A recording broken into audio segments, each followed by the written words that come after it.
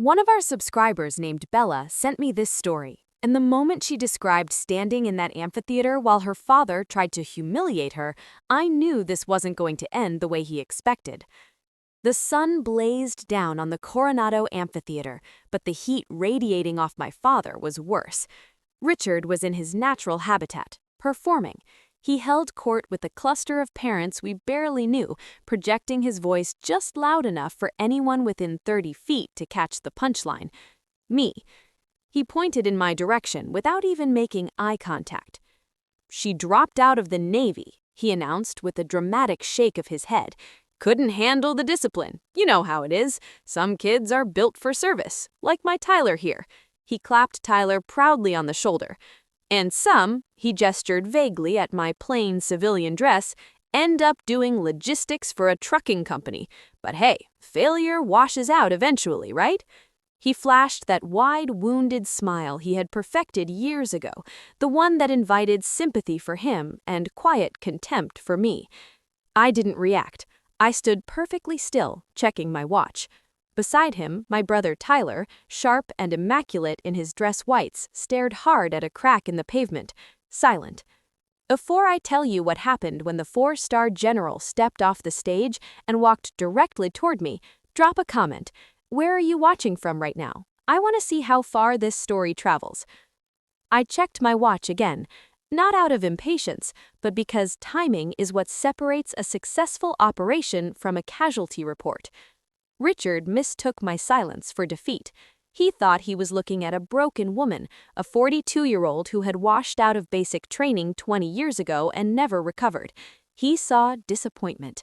I saw a target package. My name is Bella. I am a Rear Admiral in the United States Navy.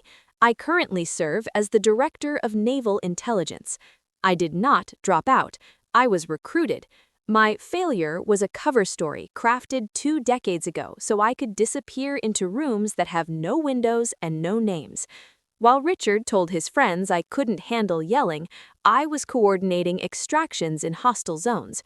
While he mocked my trucking logistics job, I was moving assets worth more than entire states.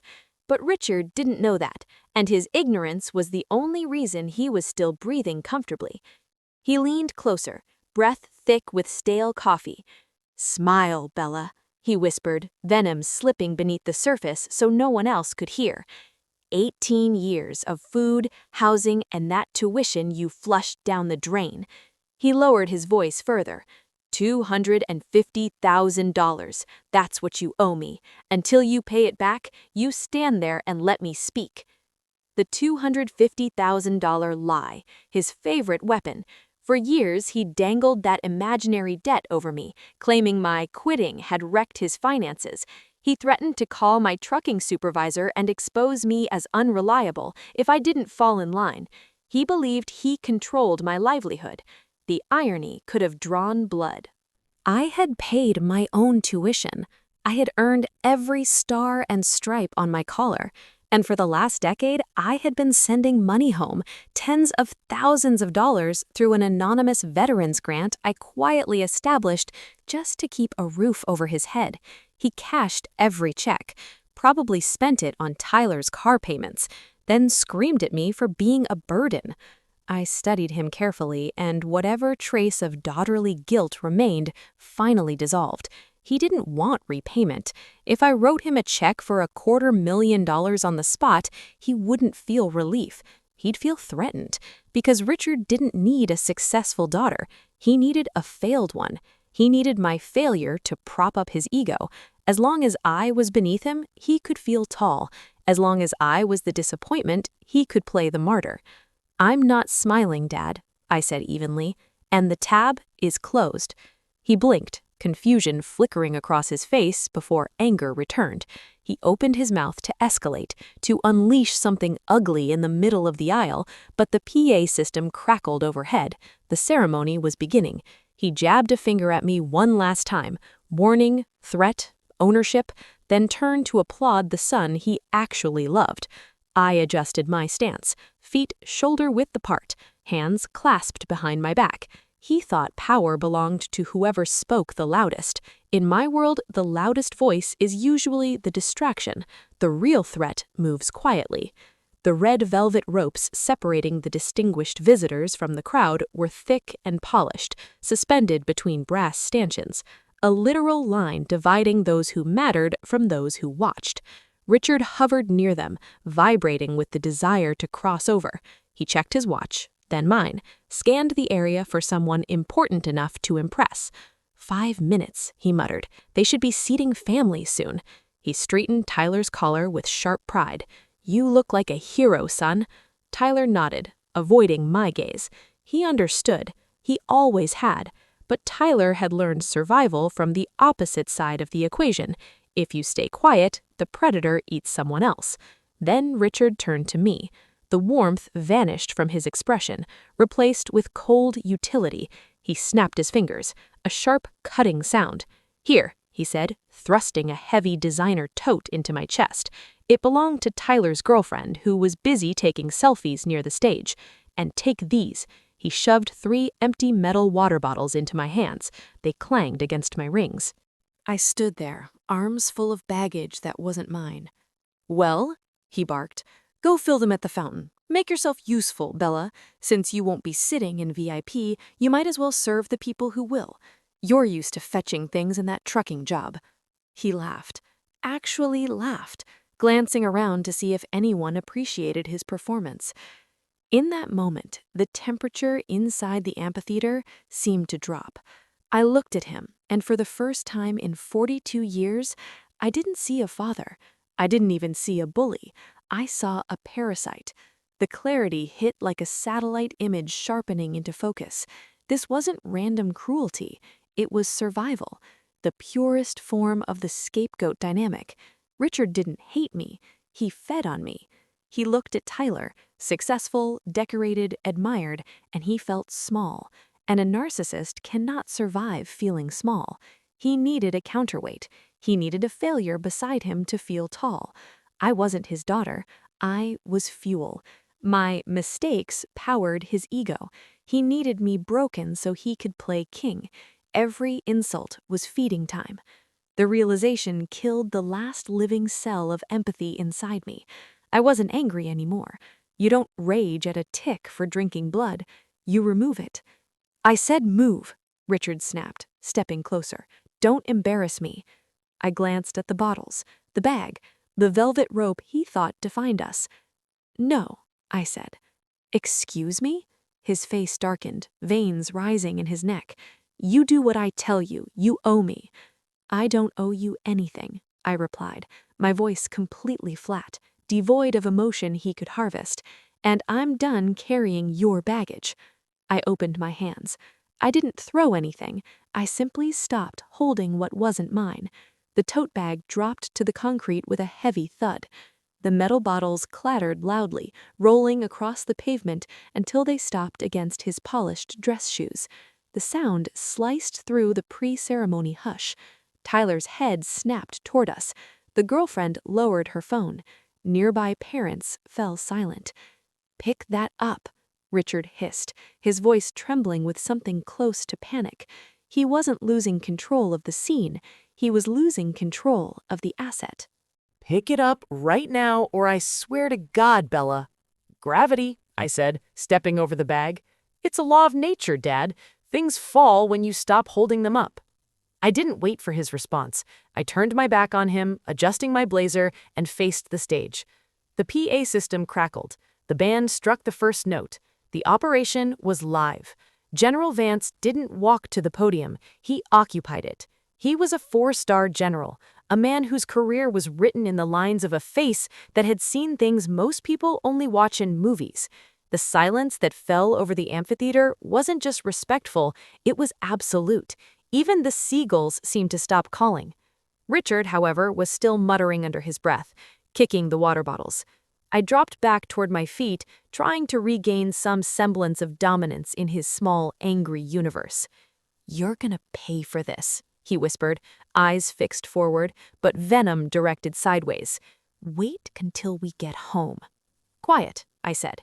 I didn't look at him. My eyes were locked on Vance. The general began his speech. It was the standard address. Duty, honor, the weight of the trident. He spoke of the sacrifices made in the dark so others could live in the light. His voice was gravel and authority, projecting to the back rows without effort. Then, mid-sentence, he stopped. It wasn't a pause for effect, it was a hard stop. He looked down at his notes, then looked up, scanning the crowd. His gaze swept over the front row, the senators, the admirals, the wealthy donors sitting in the cushioned VIP chairs. He didn't linger on them. His eyes moved higher, climbing the tiered seating, searching the sea of families and faces baking in the sun. He found me. He didn't smile. He didn't nod. He simply stepped away from the microphone. A ripple of confusion moved through the crowd. This wasn't in the program. Generals don't leave the podium. But Vance was walking down the steps of the stage, his boots hitting the wood with deliberate, rhythmic, heavy thuds. He bypassed the senator who half rose to shake his hand. He walked past the rope line. He started climbing the concrete stairs toward the general admission seating. The silence in the amphitheater changed texture. It went from respectful to confused, then to tense. People turned in their seats, craning their necks to see where the four-star general was going. Richard noticed the shift. He sat up straighter, adjusting his tie. "He's coming this way," he whispered, his voice pitching up with sudden excitement. "He must know Tyler. I told you Tyler was special. He's coming to congratulate the family." He actually believed it.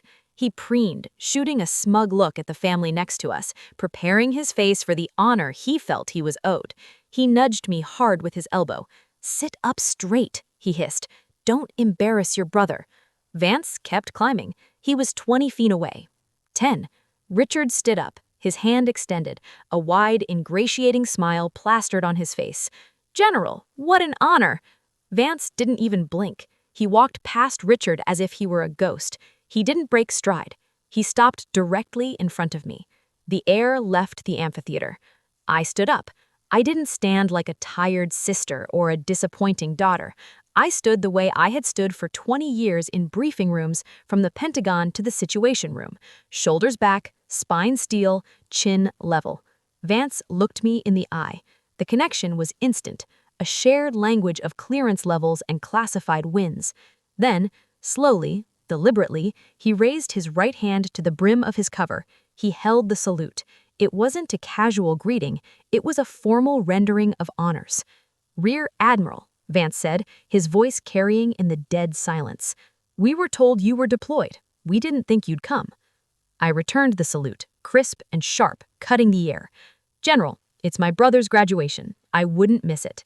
The title hung in the air like a detonation. "Rear Admiral," behind Vance. Down in the pit, the graduating class of SEALs, 200 of the deadliest men on the planet, saw the salute. They saw who was receiving it, and in one fluid motion, like a wave crashing backward, they stood up. They snapped to attention. They weren't saluting the general. They were saluting the Director of Naval Intelligence. I held the salute for a heartbeat longer, letting the image burn into the retinas of everyone present before cutting it. Vance lowered his hand. "We have a seat for you, ma'am," he said, gesturing to the front row, next to the Secretary of Defense. I looked down. Richard was frozen. His hand was still half extended, hovering in the empty air where the general hadn't been. His mouth was open, but no sound was coming out. He looked like a man trying to solve a physics equation that proved gravity didn't exist. The water bottle he had been clutching slipped from his fingers and hit the concrete with a loud clack. I stepped out of the row. I didn't squeeze past him. He shrank back, stumbling over his own feet to get out of my way, his eyes wide and terrified, fixed on my face as if seeing a stranger. I paused at the velvet rope, the barrier he had worshipped, the line he had used to measure my worthlessness. I unhooked it myself. "You coming, General?" I asked. "After you, Admiral," he replied. I walked through the rope, leaving the heat, the crowd, and the man who called me a failure behind in the dust. I didn't look back. You don't look back at the wreckage when you're the one flying the plane. The ceremony ended in a blur of handshakes and deference. The same senators who hadn't looked twice at me an hour ago were now lining up to offer congratulations, their smiles tight with the realization that they had ignored a director of intelligence.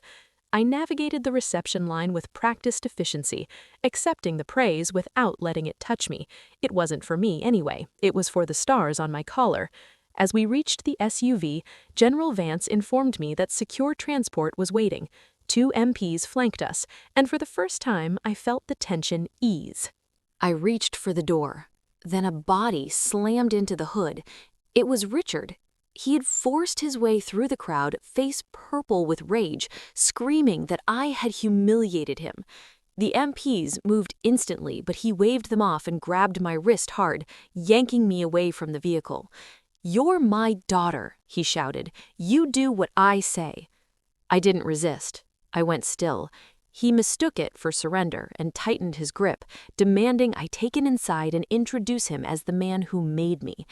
That's when I noticed the red line painted on the asphalt, the boundary of the secure federal zone. Richard was standing fully across it. I looked at him calmly and asked if he was sure he wanted to do this here. He laughed and twisted my arm again. That was enough. I gave a single nod to the lead MP. "Get on the ground." Richard was hit from the side and slammed face first onto the pavement. His hands were zip-tied as he screamed that he was my father, that this was a family matter. General Vance asked if I was injured. I wasn't. I stepped closer so Richard could hear me. Outside the line, this would have been a minor domestic incident. Inside it, he had assaulted a rear admiral on federal property, a felony under federal law. "You crossed the line," I told him. Literally. As they took him away, he cried about loyalty and blood. I felt nothing. Tyler tried to stop me, begging me to fix this. I told him I was by letting our father face consequences for the first time in his life. When he accused me of destroying the family, I replied, "I didn't destroy it, I just stopped holding it up." Inside the SUV, silence sealed around me. I blocked their numbers, deleted the contacts. For years, I fought 2 wars, one for my country, one against my own family. That day, I ended one of them. Sometimes strength isn't forgiveness. Sometimes it's stepping aside and letting consequences do their